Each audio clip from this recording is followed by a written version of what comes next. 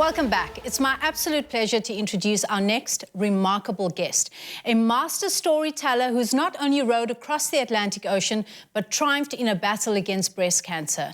Her journey has encompassed multiple career paths, and she currently shines as an HR business partner at WFS. Welcome to the show, Thato. Thank you so much, Sarita. Not only sound remarkable, but you are... In Arabic, they have this word called nur, which is when your inner radiance shines out, and that's what you epitomize. You have so much nur on you, and I've got no doubt it comes from the journey that you've been on. Please share that with us. Thank you so much for having me. So, I don't know, I think that maybe the journey started as a little girl. I was raised and born in a place called Tembisa in Johannesburg, and sort of fell in love with rowing when I was 14. And with my rowing experience, it taught me about teamwork, discipline, and I didn't know at the time, but rowing is a very meditative sport. Yes. So very calming, and so you are able to focus on one thing at a time and don't worry about what's happening on the outside. And when I finished with high school, I studied sports. So I started off as a personal trainer and then went on to row for the country and studied another degree in human resources. So my love for people and obviously teams, I'm an extreme extrovert, sort of got me into that journey as a practitioner and worked in the industry for 16 years. And then I was preparing for this awesome expedition of rowing across the Atlantic Ocean in 2014. And I had known about this journey or this expedition for about 4 years, and I only told my friends about 6 months before I was going. And they completely freaked out, right? They were like, Thato, you're going to die. Right? And as soon as they said that to me, I freaked out, and I bargained with myself, and I said, well, quantum physics says, if I do something scary now, before I go across, I'll be fine. And then I made a list of things, and on that list was skydiving, bungee jumping, and then comedy made it on the list. Right? Okay. And that's how comedy gets into the mix.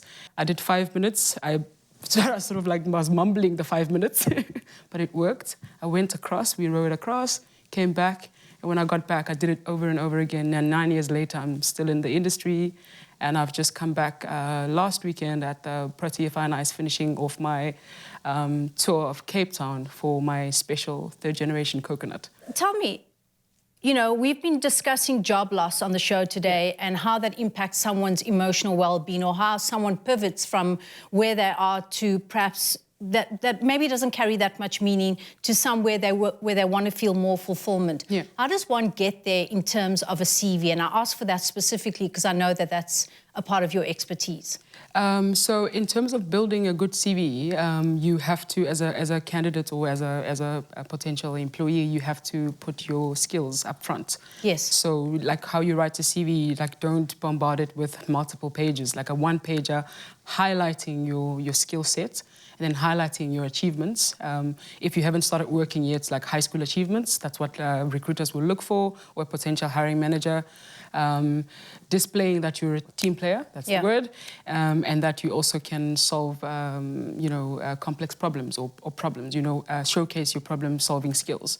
That's what you would do in a proper CV, and that's quite attractive for hiring managers. Okay, thank you. So I'm going to ask you 2 questions.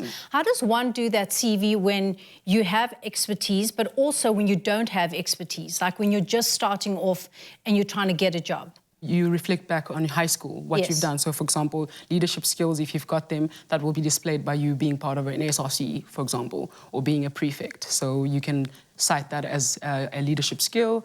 If you were a leader of a team sport, for example, I was rowing captain in my school. I was also athletics captain. So already your leadership skills are being displayed in how... So highlight your highlights. Highlight your skill sets, essentially, right? Yes. I read recently in Forbes magazine that companies were starting to look less for people that have degrees and more for people who carry expertise. Are you finding that in your workplace, that expertise is becoming really pronounced, and also empathy, having been able to display empathy in your CV? Yeah, so more around that. So a degree, so a qualification gets you to the table, but what keeps you at that table is your, taking initiative, your being a team player, going over and above beyond your line of duty to assist, because there's a crunch and you deliver as a team. Are human beings still looking at CVs, or is it a robot system that It gives is, CVs out? unfortunately, it is a robot at the moment. Oh, really? Okay. Yeah. So what are the keywords so that the bot doesn't kick you out? Ooh, there's many. There's many. I can't think of Okay. of one of